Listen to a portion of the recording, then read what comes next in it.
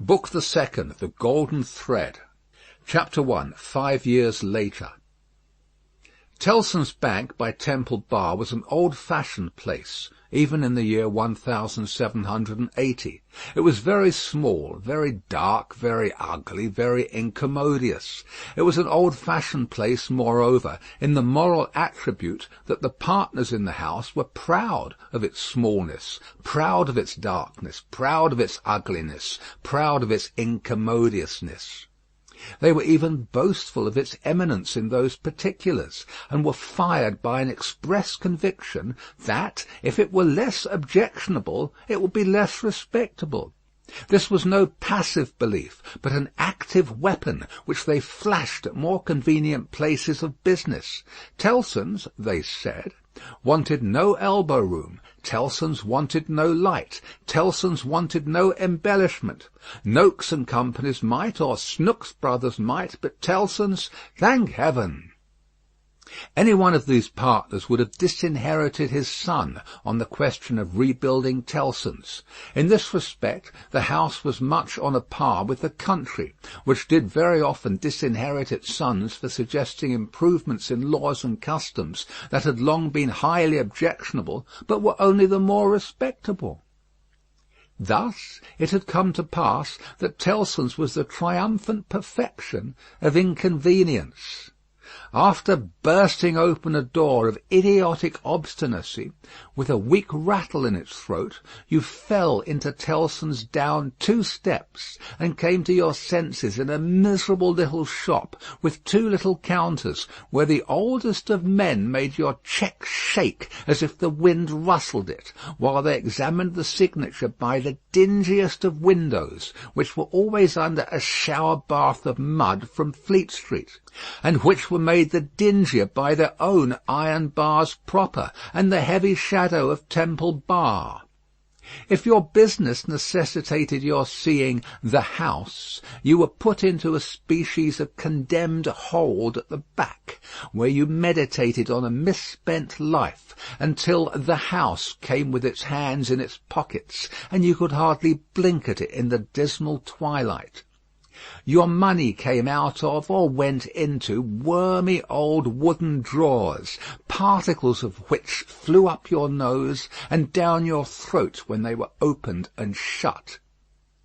Your banknotes had a musty odour, as if they were fast decomposing into rags again. Your plate was stowed away among the neighbouring cesspools, and evil communications corrupted its good polish in a day or two. Your deeds got into extemporised strong-rooms, made of kitchens and sculleries, and fretted all the fat out of their parchments into the banking-house air. Your lighter boxes of family papers went upstairs into a Barmecide room that always had a great dining table in it and never had a dinner, and where, even in the year 1780, the first letters written to you by your old love or by your little children were but newly released from the horror of being ogled through the windows by the heads exposed on Temple Bar with an insensate brutality and ferocity worthy of Abyssinia or Ashanti. But indeed, at that time, putting to death was a recipe much in vogue with all trades and professions, and not least of all with Tellson's. Death is nature's remedy for all things, and why not legislation's? Accordingly, the forger was put to death, the utterer of a bad note was put to death, the unlawful opener of a letter was put to death, the purloiner of 40 shillings and sixpence was put to death, the holder of a horse at Tellson's door, who made off with it, was put to death, the coiner of a bad shilling was put to death, the sounders of 3/4 of the note in the whole gamut of crime were put to death. Not that it did the least good in the way of prevention. It might almost have been worth remarking that the fact was exactly the reverse.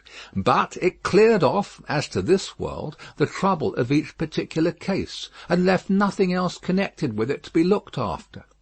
Thus Tellson's, in its day, like greater places of business, its contemporaries, had taken so many lives that, if the heads laid low before it had been ranged on Temple Bar instead of being privately disposed of, they would probably have excluded what little light the ground floor had, in a rather significant manner.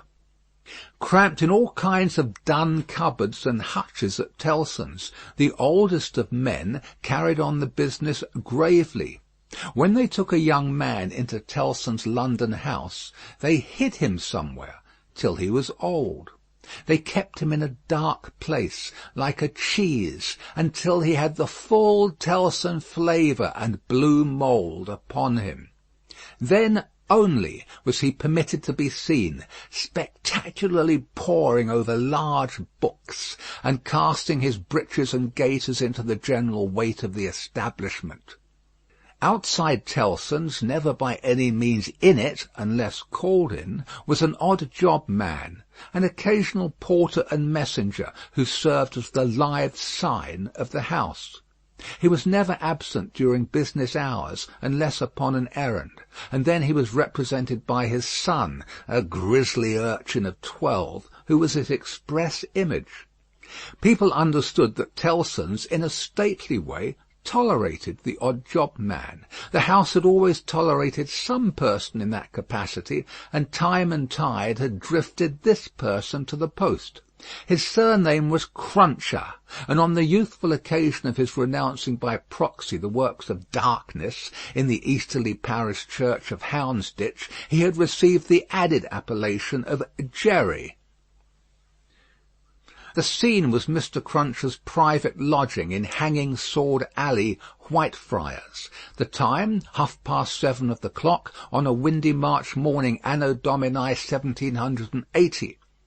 Mr. Cruncher himself always spoke of the year of our Lord as Anna Dominos, apparently under the impression that the Christian era dated from the invention of a popular game by a lady who had bestowed her name upon it. Mr. Cruncher's apartments were not in a savoury neighbourhood, and were but 2 in number, even if a closet with a single pane of glass in it might be counted as 1. But they were very decently kept.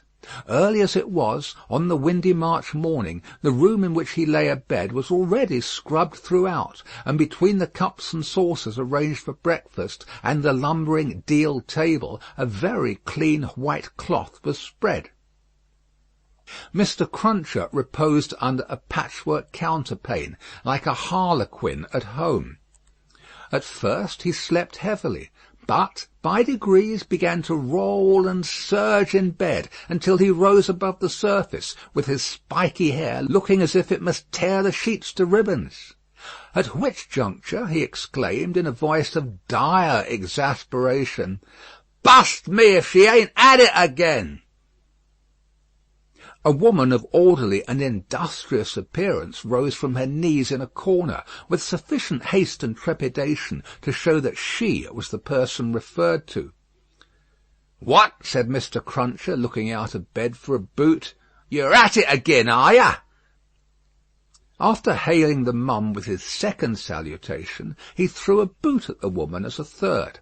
It was a very muddy boot, and may introduce the odd circumstance connected with Mr. Cruncher's domestic economy, that, whereas he often came home after banking hours with clean boots, he often got up next morning to find the same boots covered with clay. "What?" said Mr. Cruncher, varying his apostrophe after missing his mark. "What are you up to, aggrawator?"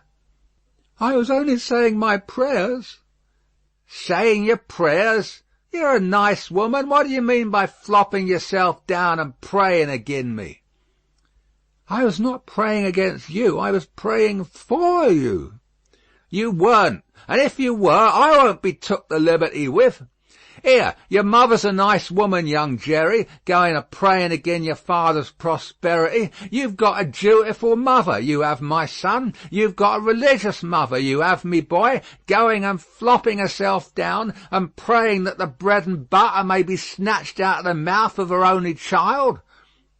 Master Cruncher, who was in his shirt, took this very ill, and, turning to his mother, strongly deprecated any praying away of his personal board. "And what do you suppose, you conceited female," said Mr. Cruncher with unconscious inconsistency, "that the worth of your prayers may be? Name the price that you put your prayers at." "They only come from the heart, Jerry. They are worth no more than that." "Worth no more than that," repeated Mr. Cruncher. "They ain't worth much, then. Whether or no, I won't be prayed again, I tell you. I can't afford it. I'm not a-going to be made unlucky by your sneaking. If you must go flopping yourself down, flop in favour of your husband and child, and not in opposition to 'em. If I had any but an unnatural wife, and this poor boy had had any but an unnatural mother, I might have made some money last week, instead of being counter-prayed and countermined and religiously circumvented into the worst of luck. Blast me," said Mr. Cruncher, who all this time had been putting on his clothes, "if I ain't, what with piety and one blowed thing and another, been choused this last week into as bad luck as ever a poor devil of an honest tradesman met with. Young Jerry, dress yourself, my boy, and while I clean my boots, keep an eye upon your mother now and then, and if you see any signs of more flopping, give me a call. For I tell you," here he addressed his wife once more, "I won't be gone again in this manner. I am as rickety as a hackney coach. I'm as sleepy as laudanum. My lines is strained to that degree that I shouldn't know, if it wasn't for the pain in them, which was me and which somebody else. Yet I'm none the better for it in pocket, and it's my suspicion that you've been at it from morning to night to prevent me from being the better for it in pocket. I won't put up with it. I get a waiter, and what do you say now?"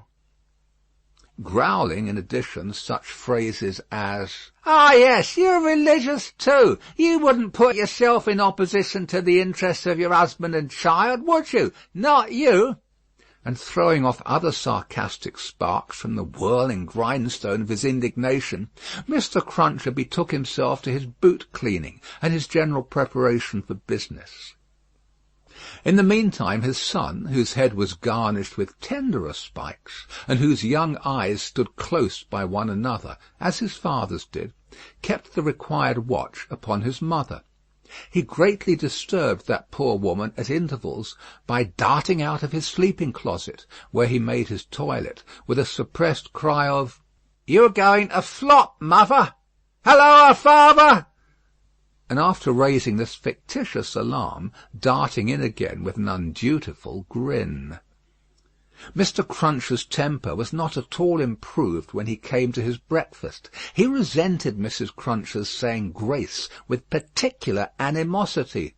"Now, waiter, what are you up to? At it again?" His wife explained that she had merely asked a blessing. "Don't do it," said Mr. Cruncher, looking about, as if he rather expected to see the loaf disappear under the efficacy of his wife's petitions. "I ain't a-going to be blessed out of house and home. I won't have my wittles blessed off my table. Keep still." Exceedingly red-eyed and grim, as if he had been up all night at a party which had taken anything but a convivial turn, Jerry Cruncher worried his breakfast rather than ate it, growling over it like any four-footed inmate of a menagerie. Towards 9 o'clock he smoothed his ruffled aspect, and, presenting as respectable and businesslike an exterior as he could overlay his natural self with, issued forth to the occupation of the day. It could scarcely be called a trade, in spite of his favourite description of himself as "a honest tradesman." His stock consisted of a wooden stool, made out of a broken-backed chair cut down, which stool young Jerry, walking at his father's side, carried every morning to beneath the banking-house window that was nearest Temple Bar, where, with the addition of the first handful of straw that could be gleaned from any passing vehicle, to keep the cold and wet from the odd-job man's feet, it formed the encampment for the day. On this post of his, Mr. Cruncher was as well known to Fleet Street and the Temple as the Bar itself, and was almost as in-looking. Encamped at 9:15, in good time to touch his three-cornered hat to the oldest of men as they passed into Tellson's, Jerry took up his station on this windy March morning, with young Jerry standing by him, when not engaged in making forays through the bar to inflict bodily and mental injuries of an acute description on passing boys who were small enough for his amiable purpose. Father and son, extremely like each other, looking silently on at the morning traffic in Fleet Street, with their two heads as near to one another as the two eyes of each were, bore a considerable resemblance to a pair of monkeys. The resemblance was not lessened by the accidental circumstance that the mature Jerry bit and spat out straw, while the twinkling eyes of the youthful Jerry were as restlessly watchful of him as of everything else in Fleet Street. The head of one of the regular indoor messengers attached to Tellson's establishment was put through the door, and the word was given, "Porter wanted." "Hooray, father! Here's an early job to begin with." Having thus given his parent Godspeed, young Jerry seated himself on the stool, entered on his reversionary interest in the straw his father had been chewing, and cogitated. "Always rusty. His fingers is always rusty," muttered young Jerry. "Where does my father get all that iron rust from? He don't get no iron rust here."